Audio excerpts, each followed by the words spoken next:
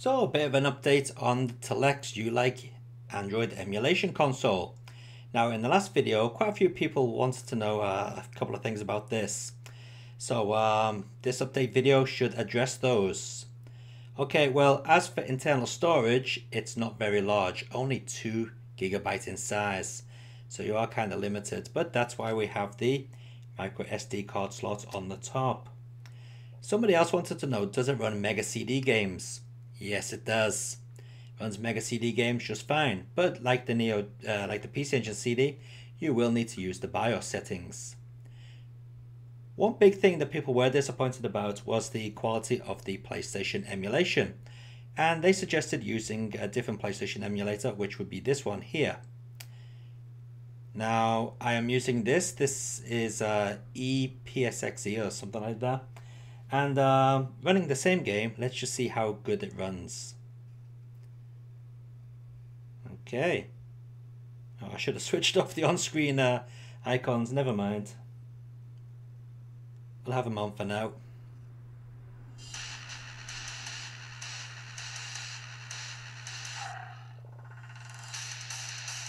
So as you can see, the FMV video runs perfectly just fine.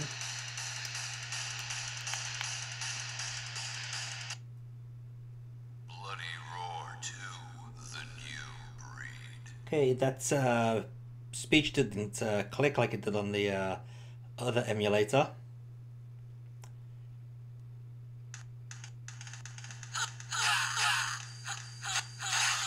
It's a little bit faster, but yeah, it's still pretty much unplayable, and it's skipping frames like mad. Okay, so yeah, PlayStation is definitely not an option on this console.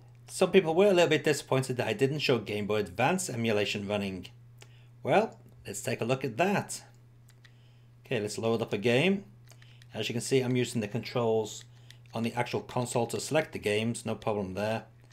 Super Monkey Ball, that's a game that's in 3D. As you can see, I've been playing it. Oops. Let's see how this runs.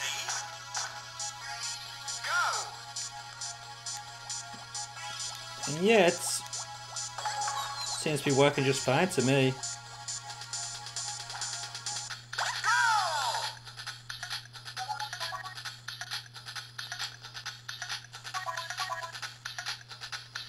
Try another stage.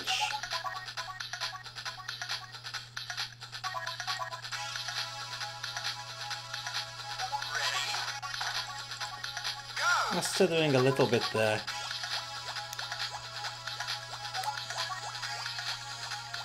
Ugh. I'm awful at this game.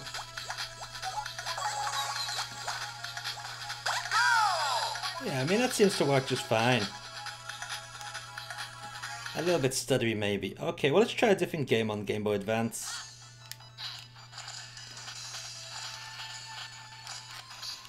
I use this controller. It seems to be a bit easier for fighting games. Okay, well I haven't got a clue what I'm doing or who I am. I think I'm Goku.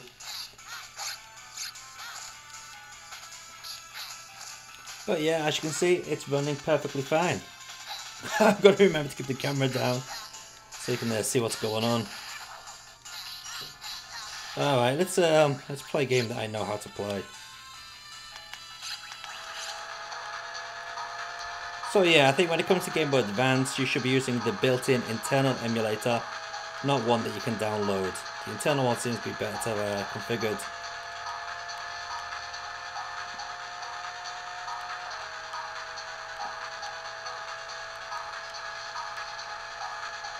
Okay, another system people wanted me to take a look at was MAME. I didn't do MAME last time, so here it is this time. And you'll see that MAME works, you know, really, really well. A lot of the older games work perfectly on it. So let's take a look at that. And there we go. Select enter your credits. Start button starts the game.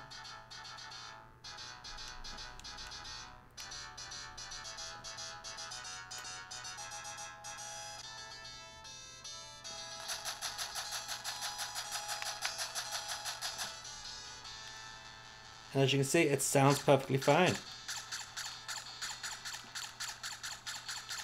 And runs perfectly fine too. Okay, let's change the game. Touch the screen there to bring up the menu. Pick exit. Exit. Yeah, I want to exit. Okay, pick a new game.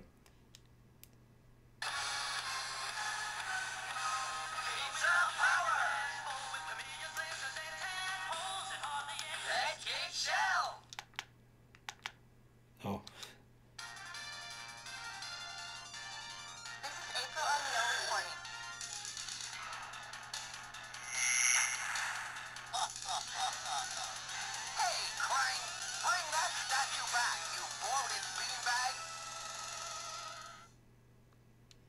A bit of graphical glitch in there on the Baxter character spinning around. But the game seems to be running okay. Nice and smooth. Good sound emulation. And me getting my ass kicked.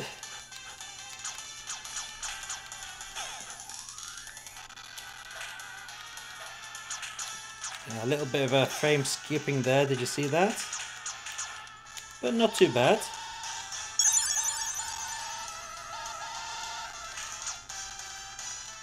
Okay, let's try another arcade game.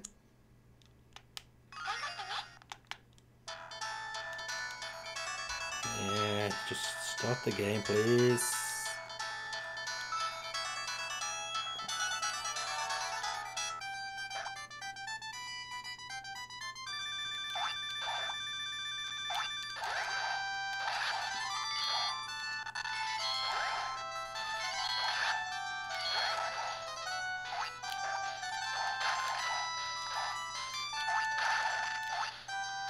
Whoop.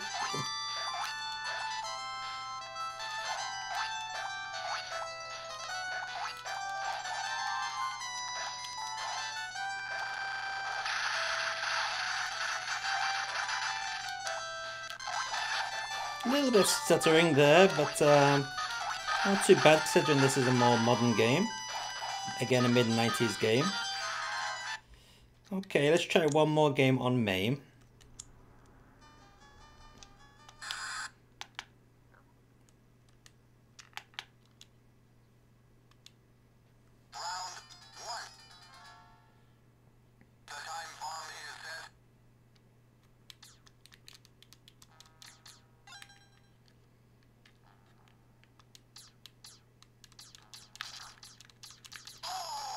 Yeah, no problem at all there.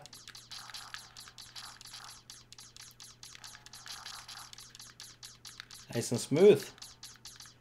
Okay, so that is the arcade emulation running through MAME. Something else which I didn't show last time was Sega Master System games running on this. They do seem to work fairly well. Let's see, let's put Alex Kidd in Shinobi World on.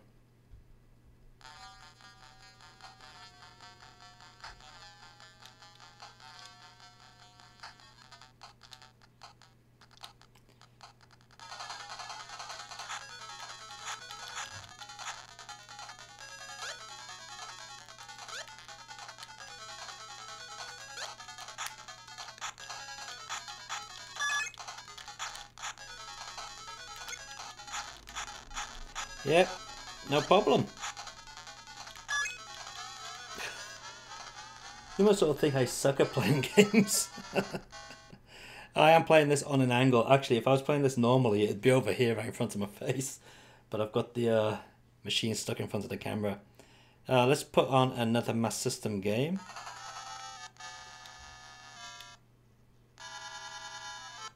And you may be wondering if this has the Master System FM sound support.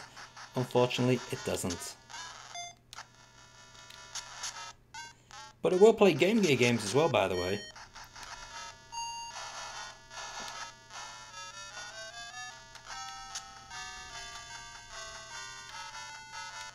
Something else people wanted to know was how long the battery life was on this system. Well, I've had up to 3 hours out of it, which isn't really a great deal, to be honest. But, yeah. They're not exactly going to put a top-end battery in this thing, are they, for the price? So I suppose 3 hours isn't too bad. Okay, there's Ghouls and Ghosts on the Sega Master System. A few people wanted to see some more PC Engine games running on this as well, so I've loaded this up with a lot of PC Engine titles. So let's check some of them out. Here we go. This is Afterburner.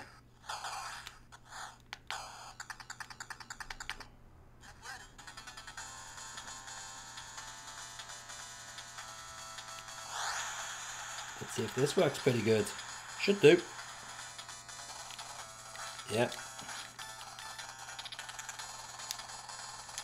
Maybe not the best version of Afterburner out there, but you know, not too bad.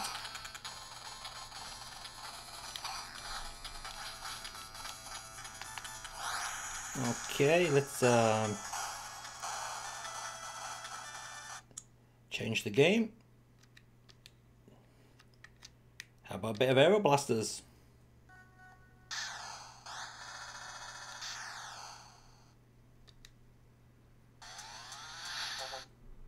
Oh, there goes the battery.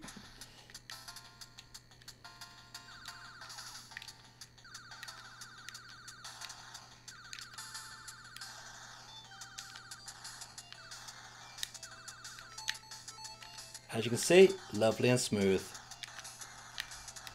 Now what you might have noticed up here is there's a ZX Spectrum emulator, so let's start that up. And we can load a game. Let's see, load a game. And I've got a couple of games on here. There's Alien Storm. Let's try that. And it's just gone straight to the tape loader up here in the corner. Is it going to load the game? Yeah, maybe not. Okay, well, forget about that one then. Okay, let's try a different game. Oops. Load game file. Let's see, Pac-Mania.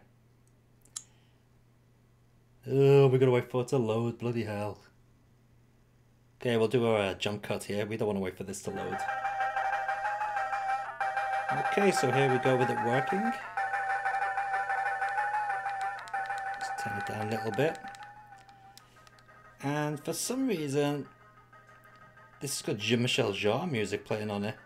Now, I haven't configured the controls yet, so it's a little bit weird to control using this on-screen joystick, but you can control it with the D-pad once you get around to configuring everything. But yeah, as you can see, Spectrum emulation does work. Not too sure why it's up there in the middle of the screen, but maybe that's something you can change later on. Okay, and finally, just to show you that NeoGeo does have quite a large compatibility rating, I've uploaded a load more NeoGeo games to this emulator, and they all work perfectly fine.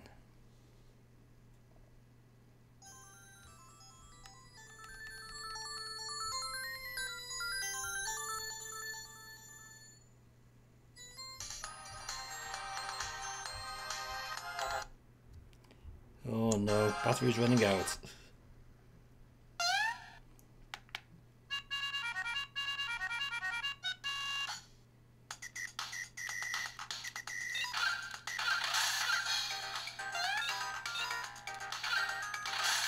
Blues Journey here. That's the end of that. Okay, so you can see how crap the battery is. It just went from 14% to 0 in next to no time whatsoever. But anyway, yeah. So as you can see, this is a very good emulation device, and it's much improved over the likes of the PAP systems. So yeah, at the moment it is just gone for under $50, about £36, 42 euros, something like that. Link is in the description as it was in the old video, so if you do want one of these machines, go and pick one up now. It's a pretty good emulation device once you get all the emulators configured. Okay, well, see you in the next video.